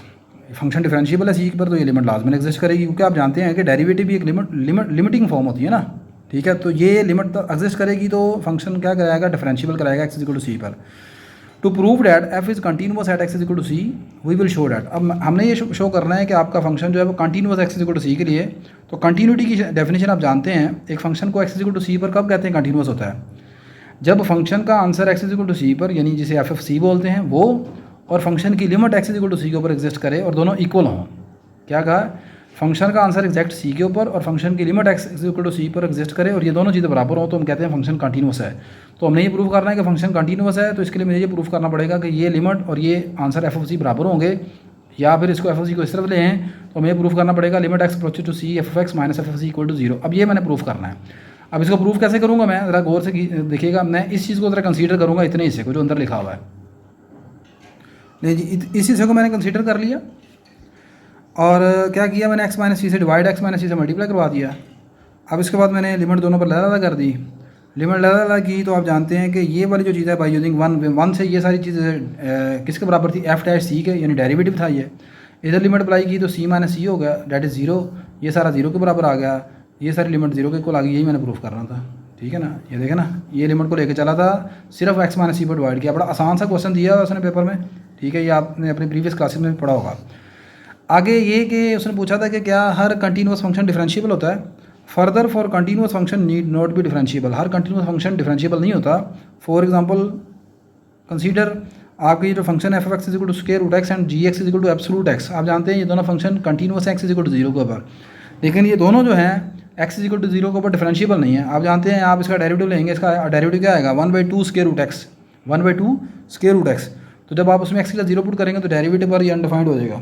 बात समझ आ रही कि नहीं आ रही। इसी तरह इसका डेरिवेटिव लेंगे, सिग्नम फंक्शन होगा, तो आपने ये पढ़ा हुआ है खैर, ये एब्सोल्यूट फंक्शन जो है वो डिफरेंशिएबल नहीं है, सही है। तो ये दोनों फंक्शन डिफरेंशिएबल नहीं है X is equal to zero के ऊपर, लेकिन कंटिन्यूस हैं। तो ये कहना कि हर कंटिन्यूस फंक्शन डिफरेंशिएबल है, ये बात गलत है। लिहाजा हर कंटिन्यूस फंक्शन ज़रूरी नहीं कि डिफरेंशिएबल हो, ठीक है। नेक्स्ट क्वेश्चन ये भी आसान है, कहता है differentiate between Rolle theorem and mean value theorem also give their geometric interpretation. आपने रोल थ्योरम के दरमियान और मीन वैल्यू थ्योरम के दरमियान फ़र्क बताना है और इनकी ज्योमेट्रिक इंटरप्रिटेशन भी बतानी है। अच्छा, यहाँ पर अब देखें क्वेश्चन में ना उसने प्रूफ के लिए नहीं कहा आपको कि रोल थ्योरम और ज्योमेट्रिक मीन वैल्यू थ्योरम का दोनों का प्रूफ लिखें, वो तो फिर बहुत लेंथी हो जाएगा। उसने कहा सिर्फ दोनों में फ़र्क बता दें और उनकी दोनों की ज्योमेट्रिकल इंटरप्रिटेशन बता दें। तो रोल थ्योरम क्या है, एक फंक्शन एफ जो कि कंटिन्यूस हो क्लोज इंटरवल ए बी के ऊपर, डिफरेंशिएबल हो ओपन इंटरवल ए बी के ऊपर, और उनके एंड पॉइंट्स पर फंक्शन का आंसर बराबर आए F of A is equal to F of B, तो हम कहते हैं एक कम से कम एक पॉइंट सी आपको मिलेगा इस ओपन इंटरवल में से सच डैट के एफ डैश सी जीरो के इक्वल आ जाएगा। तो ये रोल थ्योरम है। आगे इसकी ज्योमेट्रिकल इंटरप्रिटेशन या ग्राफिकल इंटरप्रिटेशन क्या है, geometrically if F satisfied Rolle theorem then there exists at least one point C belong to AB where the tangent to the curve is parallel to x axis। ठीक है, ये मैं अपने lecture में काफ़ी detail से रोल थ्योरम का जहाँ पर मैंने प्रूफ कराया उसमें करवा चुका हूँ, लेकिन फिर वक्त ज़्यादा डिटेल में नहीं जा रहा, सिर्फ इतना लिख रहा हूँ कि रोल थ्योरम की ज्योमेट्रिकल इंटरप्रिटेशन ये है कि आप जानते हैं कि अगर किसी फंक्शन का पहला डेरिवेटिव किसी नंबर पर जीरो आए तो हम क्या कहते हैं, ये स्टेशनरी पॉइंट है, सी एक स्टेशनरी पॉइंट है। और हम जानते हैं कि स्टेशनरी पॉइंट पर टेंजेंट अगर ड्रा किया जाए तो हमेशा एक्स एक्सिस के पैरेलल आएगा। मतलब मैं थोड़ा सा ज़रा आपको फिर भी बता देता हूँ। जैसे फ़र्ज़ करें ये मेरे पास एक कर्व है, इसमें डिफरेंट पॉइंट हैं। यहाँ पर फ़र्ज़ करें X is equal to A है और यहाँ पर X is equal to B है। अब इसके दरमियान कई ऐसे पॉइंट हैं जो कि इसके स्टेशनरी पॉइंट है, यानी यहाँ पर ये वाला पॉइंट इसे फ़र्ज़ कर लें हम सी कह देते हैं, यहाँ पर ये वाला पॉइंट ये डी है, यहाँ पर ये है एक पॉइंट इसे कह देते हैं मिसाल के तौर पर ई है। तो इन ये ए के और बी के दरमियान e c d these are the three stationary points. इन तीनों के ऊपर आप टेंजेंट ड्रा करें तो एक्स एक्सिस के पैरेलल होगा, यानी इन तीनों का जो डेरिवेटिव अगर आप निकालें इन पॉइंट पर फंक्शन का वो हमेशा जीरो के बराबर आएगा। एफ डैश ई भी जीरो के इक्वल आएगा, एफ डैश सी भी जीरो के इक्वल आएगा, एफ डैश डी भी जीरो के इक्वल आएगा। और यही रोल थ्योरम की ज्योमेट्रिकल इंटरप्रिटेशन है कि कहता है कि अगर कोई फंक्शन रोल थ्योरम की कंडीशन को सेटिस्फाइड करे तो फिर उस इंटरवल में एटलीस्ट का मतलब एटलीस्ट का वर्ड इस्तेमाल हुआ है, there exist at least one point, कम से कम एक पॉइंट सी लाजमन इसमें से मिलेगा जहाँ पर फंक्शन का पहला डेरिवेटिव जीरो होगा। ये नहीं कहा एक्जैक्टली वन, उसने कहा एटलीस्ट कम एक, तो कम से कम एक है। ये ई है, ये सी है, ये डी है, ये तीन पॉइंट तो आपके सामने मैंने लिख दिए यहाँ पर, सही है। ये हो गया जी जनाब आपके पास रोल थ्योरम की कंडीशन। आगे देखते हैं इसको क्या कहते हैं इसे, mean value theorem. Mean value theorem की स्टेटमेंट कुछ इस तरह कहता है जी let a function f is such that, एक फंक्शन एफ है जो कि क्लोज इंटरवल पर कंटिन्यूस है, ओपन इंटरवल पर डिफरेंशिएबल है। अब इसमें एंड पॉइंट की बात नहीं की गई। Then there exist a point c, एक पॉइंट सी मिलेगा सच डैट, रोल थ्योरम में एफ डैश सी जीरो के इक्वल है, यहाँ पर एफ डैश सी जो है वो f of b minus F of a और बी माइनस ए के बराबर है। अब आप देखें एफ डैश सी क्या है, ये एक्चुअली स्लोप ऑफ टेंजेंट है, और ये कौन है, ये स्लोप ऑफ द कोड है, स्लोप ऑफ द कोड कह लें या स्लोप ऑफ सीकेंट लाइन कह लें। Graphically, if f satisfied mean value theorem, it shows that there exists a point C where the slope of the tangent line is equal to slope of the secant line, or where the tangent and the secant lines are parallel। मिसाल के तौर पर क्या कहना चाह रहा हूँ ये देखिएगा, देखें ये मिसाल के तौर पर अगर पॉइंट C है तो इसके ऊपर ये टेंजेंट ड्रा किया तो यहाँ पर एफ डैश सी जो है वो जीरो के इक्वल आएगा, ऐसे ये तो हो गया।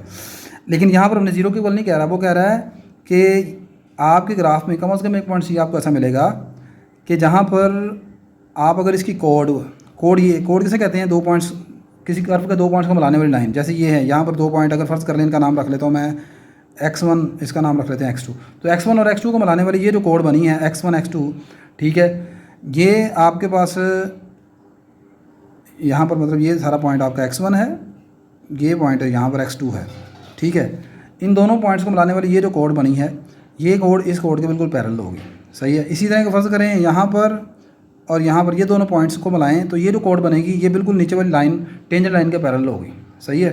तो इसमें मीन वैल्यू थ्योरम ये कहता है कि अगर कोई फंक्शन f जो है वो मीन वैल्यू थ्योरम की कंडीशन को सेटिस्फाई करता है, तो आपके पास उस इंटरवल में कम से कम एक पॉइंट ऐसा ज़रूर होगा जहाँ पर स्लोप ऑफ टेंजेंट और स्लोप ऑफ कोड जो है, या स्लोप ऑफ सीकेंड लाइन जो है, इसे सीकेंड लाइन भी बोल सकते हैं ना।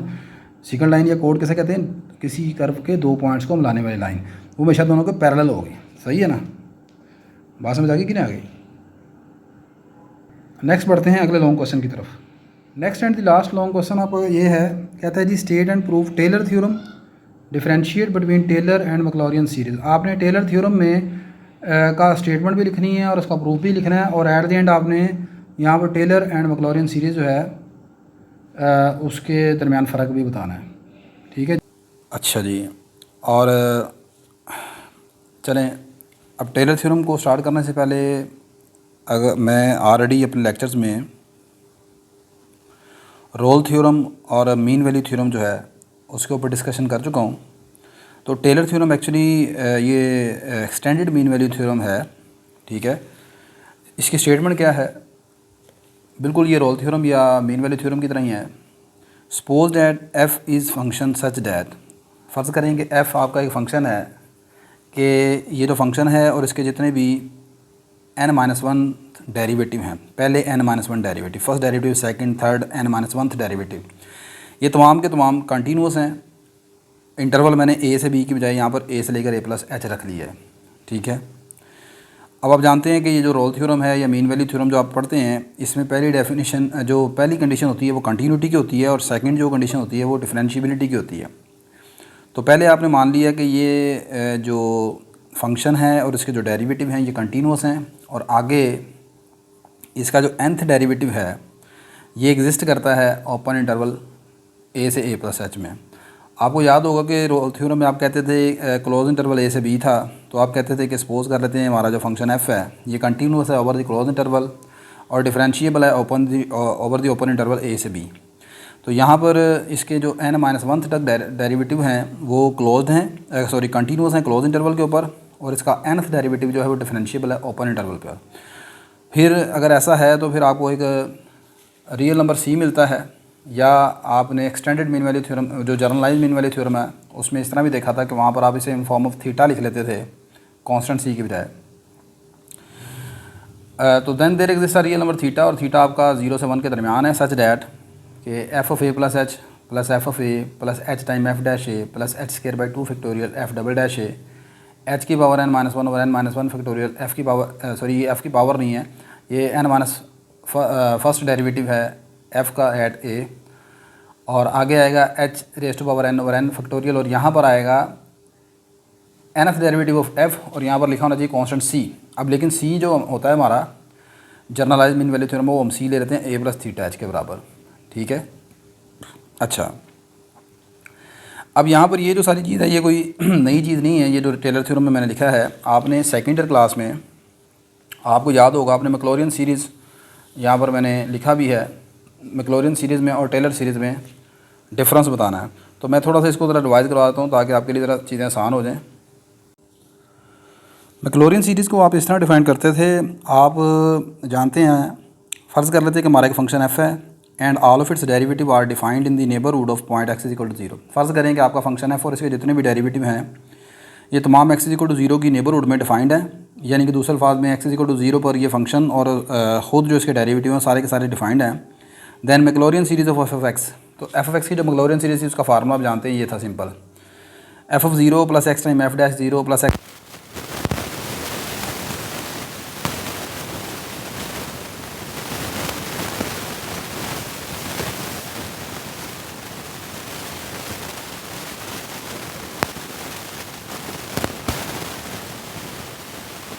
in the similar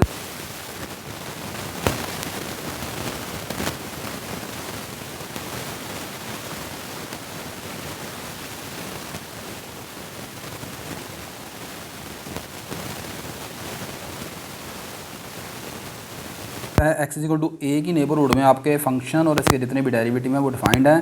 then Taylor series of f(x) is, तो टेलर सीरीज़ आपकी इस तरह f(x) = f(a) x - a into f'(a) x - a का square over 2 factorial into f'(a) up to so on plus x - a की power n over n factorial into f derivative of f at a।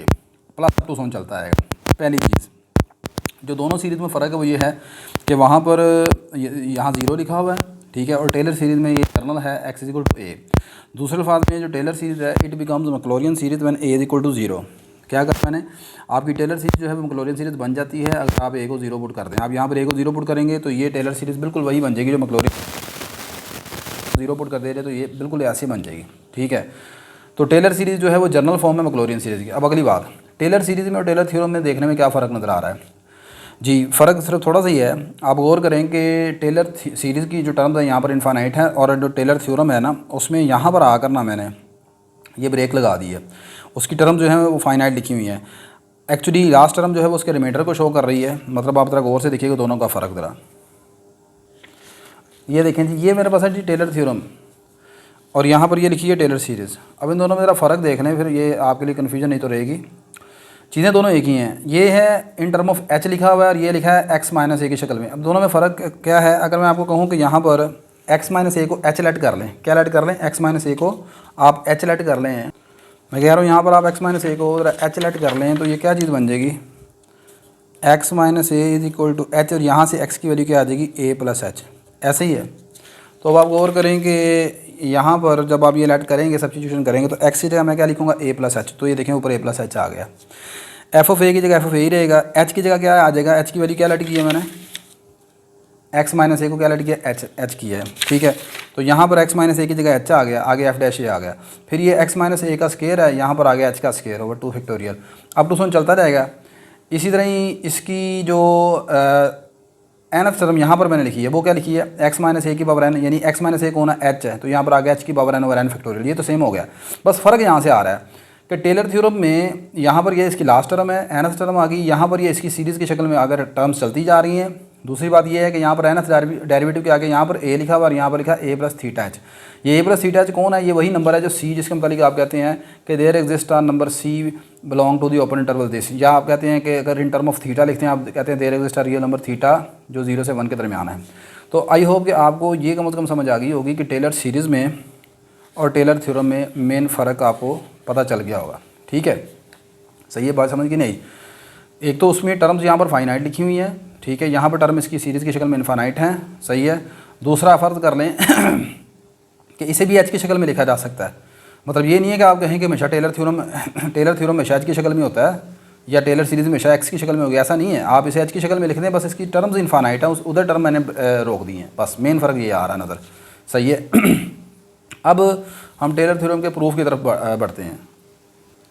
अब Taylor theorem के proof करने के लिए मैं यहाँ पर ख़ुद से एक फ़ंक्शन जो है वो कंसीडर कर रहा हूँ और वो फंक्शन कोई मुश्किल नहीं है, मुश्किल नहीं लेट किया, आसान ही है।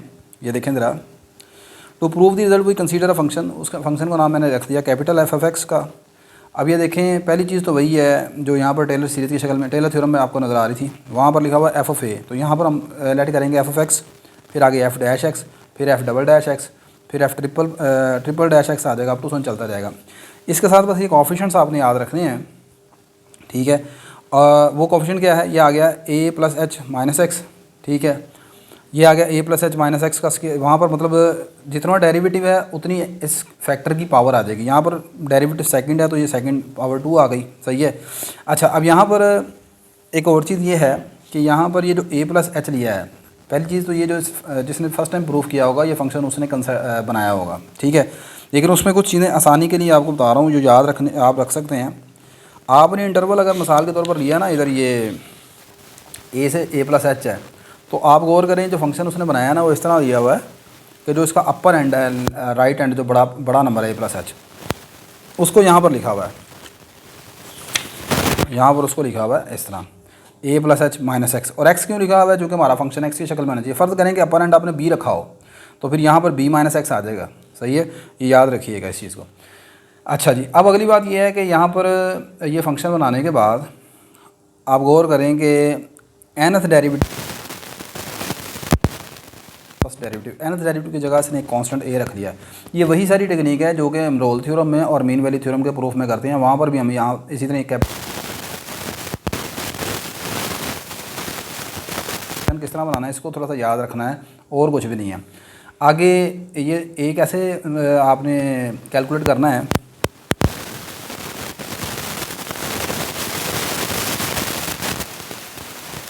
के जो ये जो फंक्शन है एफ ऑफ एक्स, इसकी वैल्यूज़ को एंड पॉइंट्स पर बराबर लेके चलूँगा। कौन से एंड पॉइंट्स? आपने इंटरवल क्या डिफाइन किया हुआ है? आपने इंटरवल डिफाइन किया था ए से लेकर ए प्लस एच, ये इंटरवल रखा ना, ए से ए प्लस एच। इन दोनों एंड पॉइंट्स के ऊपर आप अपने फंक्शन की वैल्यूज़ को बराबर लेके चलेंगे, ठीक है, और फिर हम ए कैलकुलेट करेंगे। सही है। अब अगली बात, सबसे पहले मुझे चाहिए एफ़ की वैल्यू ए के ऊपर। तो एफ़ ऑफ ए कैसे निकलेगा? Capital f of A, simple, आप यहाँ जहाँ पर एक्स है वहाँ पर ए पुट कर देंगे।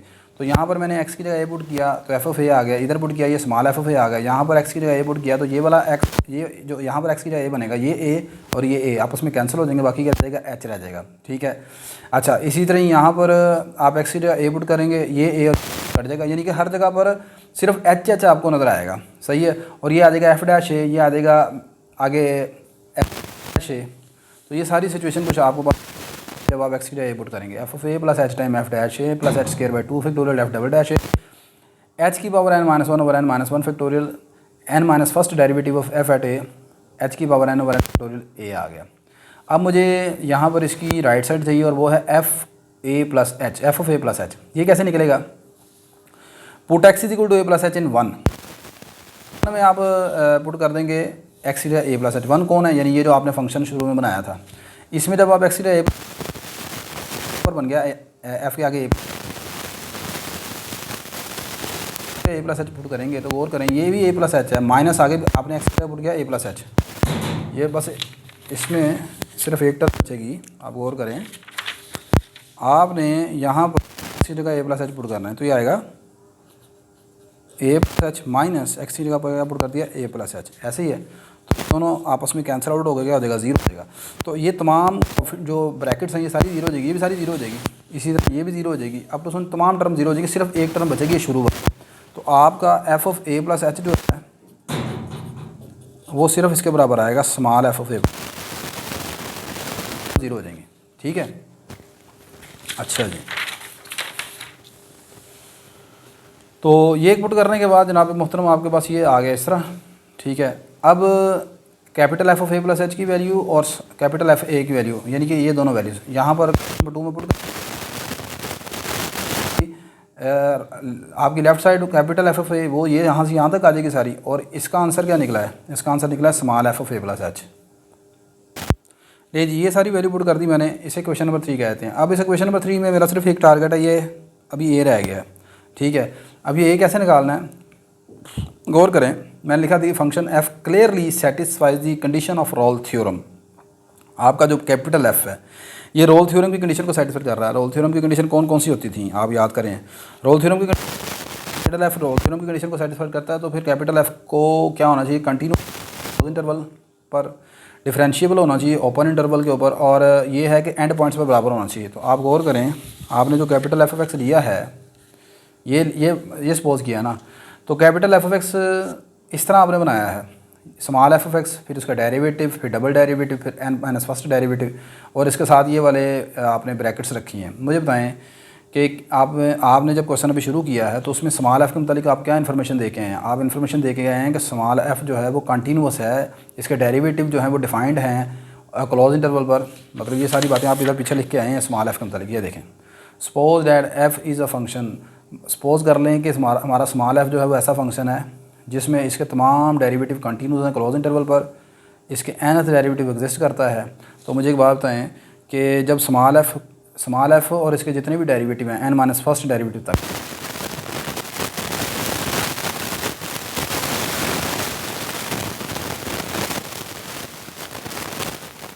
भी तो कंटिन्यूस डिफरेंशिएबल होगा ना, क्यों बोला? दो ये क्या है, आपने सम कर लिया ना, एफ ऑफ एक्स का, एफ डैश एक्स का, एफ डबल डैश एक्स का। आप जानते हैं कि अगर एक फंक्शन कंटिन्यूस हो और दूसरा भी कंटिन्यूस हो तो दोनों का सम भी कंटिन्यूस फंक्शन होता है, यानी sum of two continuous function is again continuous. तो ये तमाम कंटिन्यूस भी हैं, डिफरेंशिएबल भी हैं, तो इसका मतलब आपका कैपिटल एफ ऑफ एक्स भी कंटिन्यूस है, डिफरेंशिएबल भी हो गया। रोल थ्योरम की दो कंडीशन सेटिस्फाइड हो गई। तीसरी कंडीशन तो आप खुद लेके चले हैं, आपने कहा जी ये दोनों बराबर लेंगे, ए मालूम करेंगे, और ये दोनों क्या है? फंक्शन एफ की वैल्यू है एट द एंड पॉइंट्स के ऊपर, ऐसे ही है। तो इसका मतलब ये है कि रोल थ्योरम की तमाम कंडीशन को सेटिस्फाई करता है। तो अब जब फंक्शन रोल थ्योरम की कंडीशन को सेटिस्फाई करेगा तो फिर आपको कोई ना कोई नंबर सी मिलेगा ना, there exist a number C such that. Rolle theorem क्या कहता था जनाब? रोल थ्योरम की कंडीशन जब सेटिस्फाइड होती थी तो आप कहते थे एक नंबर सी मिलता है ओपन इंटरवल ए बी में से, ठीक है, सच डैट के उसके ऊपर हमारा फंक्शन का फर्स्ट डेरिवेटिव 0 है। तो यहाँ पर जो कि मैंने जो सी है वो किस इंटरवल से लेना है, मैंने इस इंटरवल से लेना है ए से लेकर ए प्लस एच के दरमियान। तो इस सी के ऊपर फंक्शन का फर्स्ट डेरिवेटिव, फंक्शन कौन सा है हमारा कैपिटल एफ, इसके ऊपर सी का ये क्या हो जाएगा 0 के बराबर आ जाएगा। क्लियर होगी बात है। अच्छा अब अगली बात, यहाँ पर सी को मैं लेट करूँगा इस तरह ए प्लस थीटा एच, ठीक है। तो इसका मतलब मैं ये कहूँगा कि मेरा एफ डैश ए प्लस थीटा एच जो है वो 0 के इक्वल आ जाएगा, ये चीज़, ठीक है। ये मैं सारी बात यहाँ पर लिखूँगा। Hence there exist number theta 0 से 1 के दरमियान है सच डैट के फंक्शन का फर्स्ट डेरिवेटिव 0 के इक्वल हो गया। अब मुझे एफ डैश ए प्लस थीटा एच की वैल्यू चाहिए, कैसे निकलेगी, पहले सबसे पहले मैं फंक्शन कैपिटल एफ का डेरिवेटिव लूँगा, फिर एक्स की जगह A plus theta H put करूँगा। अब ये कैपिटल एफ का डेरिवेटिव कहाँ से निकलेगा, आपने जो कैपिटल एफ खुद से बनाया था ये है, इसका डेरिवेटिव ले लेंगे। अब जरा इसका डेरिवेटिव गौर से देखिएगा, इसका दोनों तरफ डेरिवेटिव ले लिया, ये स्मॉल एफ का डेरिवेटिव आ गया एफ डैश एक्स। इधर डेरिवेटिव कैसे लेना है, इसका डेरिवेटिव लेंगे प्रोडक्ट रूल से, इस पर प्रोडक्ट रूल लगाएंगे, पहले प्रोडक्ट रूल लगाएंगे ये एज इट इज़, फिर f dash x as it is आ जाएगा, इसका डेरिवेटिव क्या है,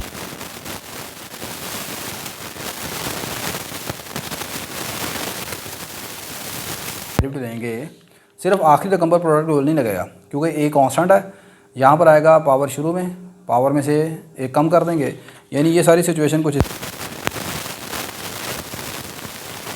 पहली रकम कौन सी है जी, एफ एफ एक्स, इसका डेरिवेटिव आ गया एफ डैश एक्स, ठीक है। आगे क्या है, इसके ऊपर लगाया प्रोडक्ट रूल, प्रोडक्ट रूल लगाया, ये a plus h minus x, f का डबल डेरिवेटिव आ गया माइनस एफ डैश एक्स। ये माइनस एफ डैश एक्स कैसे आ गया, मैंने बताया कि अब आप इसका डेरिवेटिव लेंगे, इसको एज इट इज़ रख देंगे, तो इसका डेरिवेटिव क्या आएगा, ए का डेरिवेटिव 0, एच का डेरिवेटिव 0, एक्स का डेरिवेटिव -1, तो माइनस एफ डैश एक्स आ जाएगा। तो यही मैंने लिखा है माइनस एफ डैश एक्स। आगे चलें, फिर अब आपने इस टर्म का डेरिवेटिव लेना है, इसका डेरिवेटिव लेंगे, एफ डबल डैश एक्स का डेरिवेटिव आएगा एफ ट्रिपल प्राइम, ये एज इट इज़ आ जाएगा, ये देखें मैंने एज इट इज़ लिख दिया, प्लस अब आपने एफ डबल डैश एक्स को एज इट इज़ छोड़ देंगे, इसका डेरिवेटिव लेंगे, इसका डेरिवेटिव कैसे लेंगे, पावर शुरू में वो आ जाएगा 2 time a plus h minus x over 2 factorial, और फिर अंदर वाली रकम का डेरिवेटिव आएगा -1, ठीक है, -1 और F double dash x as it is, ये आ जाएगा सारा, ठीक है। अप टू सन ये प्रोसीजर चलता रहेगा, सही है। अब उसके बाद जब आप इस वाली रकम का आप डेरिवेटिव लेंगे, ठीक है, तो यहाँ पर एन माइनस फर्स्ट डेरिवेटिव है, ये पावर नहीं है एफ़ की, यहाँ पर गलती ना कर दीजिएगा, एन माइनस फर्स्ट डेरिवेटिव है, तो जब इसका एक और डेरिवेटिव लेंगे तो इसका एनथ डेरिवेटिव बन जाएगा, एनथ डेरिवेटिव आ जाएगा और ये एज इट इज़ आ जाएगा, ये मैंने लिख दिया, ठीक होगी बात ये, प्लस अब ये पावर शुरू में आ जाएगी, पावर में से कम, यानी ये सारी चीज़ इस तरह बन जाएगी, सही होगी ये, और लास्ट ये इस रकम का डेरिवेटिव, इस पर पावर रूल लगा दिया, पावर शुरू में आ गई, a plus h minus x whole power n -1 over N factorial, ये सारी चीज़ आ गई। अच्छा अब देखें ज़रा, आप गौर करें कि आपके पास ना सिर्फ 2 टर्म इसमें बचेंगी, बाकी हर चीज़ कट जाएगी, कैसे भला, ये देखें एफ डैश एक्स और ये वाला एफ डैश एक्स, ये दोनों कैंसिल आउट हो जाएंगे, माइनस प्लस कट गया, एफ डबल डैश एक्स वाली रकमें भी कैंसिल हो जाएंगी, कैसे भला, ये ज़रा देखें 2 फैक्टोरियल से कट गया, ये बाकी रह गया ए प्लस एच माइनस एक्स और प्लस माइनस माइनस, ये वाली टर्म और ये वाली टर्म सेम नहीं हो गई, ये दोनों 2 टर्म में बचेंगी, एक टर्म जनाब आपके पास बचेगी ये वाली एनथ डेरिवेटिव वाली, और एक ये ए वाली, इन दोनों की तरह की रकमें कोई नहीं होंगी, सही है ना, ये दोनों रकमें बच जाएंगी बस आपके पास, बाकी आप देखें हर टर्म कट दी जाएगी, यहाँ से दूसरी टर्म सेकंड डेरिवेटिव कट गया, फिर आगे तीसरा डेरिवेटिव आएगा वो अगले से कट जाएगा, इसी तरह चलते जाएंगे, एन माइनस फर्स्ट डेरिवेटिव से बचेगा, सिर्फ हायर डेरिवेटिव बचेगा एनथ डेरिवेटिव, एक वो और एक ये वाली ए वाली रकम बचेगी आपके पास। अब ये दोनों जो रकमें बचेंगी, आप गौर करें कि इन दोनों में कॉमन क्या आएगा, ये है आपके पास नीचे n-1 का फैक्टोरियल, ये है n का फैक्टोरियल, तो इन दोनों को कैंसिल आउट कर सकते हैं, ये n है, ये n-1 का फैक्टोरियल है, फैक्टोरियल कैसे ब्रेक करते हैं आप जानते हैं, ये आप जानते हैं, ऊपर लिखा हुआ है n, नीचे लिखा है n का फैक्टोरियल, नीचे वाली चीज़ इसको तोड़ सकते हैं आप, n इंटू n-1 का फैक्टोरियल, ये n से कट गया, बाकी क्या रह गया n-1 का फैक्टोरियल, तो ये वाले कोफिशिएंट दोनों सेम हो गए दोनों रकमों के, ठीक है। तो ए प्लस एच माइनस एक्स की power n-1 over n-1 factorial common निकाल लिया, यहाँ रह गया माइनस ए और यहाँ रह गया F nth derivative of F at X, ठीक है। ले जी, ये हमारे पास बेटा जी कॉमन निकालने के बाद ये आ गया, अब इसमें एक्स की जगह A plus theta H put कर लिया, तो यहाँ पर एक्स की जगह A plus theta H put किया, तो ये बन गया, ब्रैकेट ओपन कर दी, माइनस ए माइनस थीटा एच, यहाँ पर भी एक्स की जगह ए प्लस थीटा एच आ गया, आगे आ गया माइनस ए, यहाँ जहाँ जहाँ पर एक्स है वहाँ पर ए प्लस थीटा एच पुट कर दिया। अब यहाँ से ये ए और ये कैंसिल हो गया, यहाँ से एच कॉमन निकाल लिया, वो एच कॉमन निकल कर पावर से बाहर आ गया, एच की पावर n-1 हो गया, यहाँ से रहेगा 1 माइनस थीटा की पावर n-1 ओवर n-1 का फैक्टोरियल, अगर ये सारी ब्रैकेट एज इट इज़ आ गई। अच्छा, अब उसके बाद आप जानते हैं अभी पीछे आपने एफ डैश ए प्लस थीटा एच को, ये किसके बराबर था, 0 के बराबर। ये कहाँ से 0 के बराबर था, ये जो अभी आपने रोल थ्योरम के लिए कहा था ना कि एक नंबर थीटा मिलेगा सच डैट के उस पर फंक्शन का फर्स्ट डेरिवेटिव 0 हो जाएगा, इस वजह से 0 है, तो इसको 0 पुट कर दिया। इसको जब मैंने सारा 0 पुट किया तो ये वाली सारी साइड 0 के बराबर आ गई। अब इसमें एच आपका 0 नहीं हो सकता, 1 माइनस थीटा 0 नहीं हो सकता, मतलब सिर्फ ये वाली चीज़ 0 हो जाएगी। जिस तरह आप आम ज़बान में नहीं कहते भाई ये उधर आगे ख़त्म हो गया, बाकी ये सारा 0 के इक्वल पुट कर लिया, ठीक है। अच्छा, यहाँ से ये 1 माइनस थीटा 0 के बराबर क्यों नहीं हो सकता, क्योंकि 0 थीटा जो है वो 0 और 1 के दरमियान है, थीटा 0 और 1 के दरमियान है, तो 1 माइनस थीटा 0 नहीं हो सकता। अच्छा, इस यहाँ से ए की वैल्यू आ गई, ये यहाँ से उसको इधर ले गए, ये बस ए की इस वैल्यू को सब्स्टिट्यूट कर देंगे 3 में। अब 3 कौन था भला, ये 3 है आपके पास, ठीक है। और ये कैसे क्वेश्चन प्लस एच को आपस में इक्वल रखा था, तो यहाँ पर ए की जगह पुट कर देंगे, बस यही आपने प्रूफ करना था और ये आपके पास प्रूफ हो गया जी, ठीक है। पुट करने के बाद substituting value of a in 3 we have this.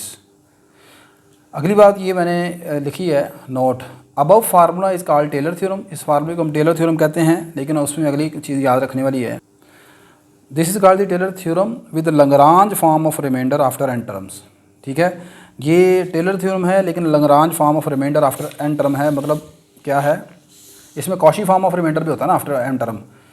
देखिए, Lagrange form of remainder of n term का मतलब, पहले तो बात है आफ्टर n टर्म का क्या मतलब है, आप गौर करें, ये है पहला डेरिवेटिव, ये है दूसरा डेरिवेटिव, यहाँ से लेकर यहाँ तक कितनी टर्में बनती हैं, ये टोटल 3 टर्में बनती हैं।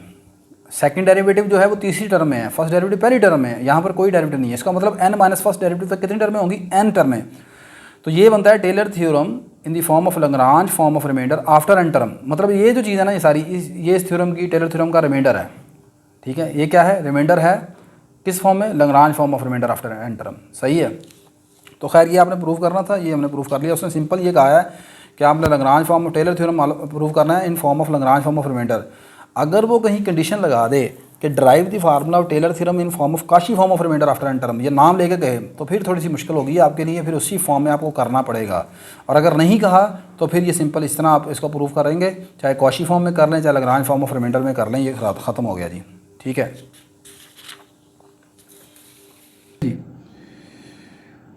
आई होप कि अपनी तरफ से मैंने काफ़ी चीज़ों की कोशिश की कि आपको आसान तरीके से इसको डिलीवर कर सकूं। वीडियो अच्छी लगी तो लाजमन लाइक कर लीजिएगा, शेयर कर लीजिएगा और चैनल को सब्सक्राइब कर लीजिएगा। अल्लाह हाफिज़।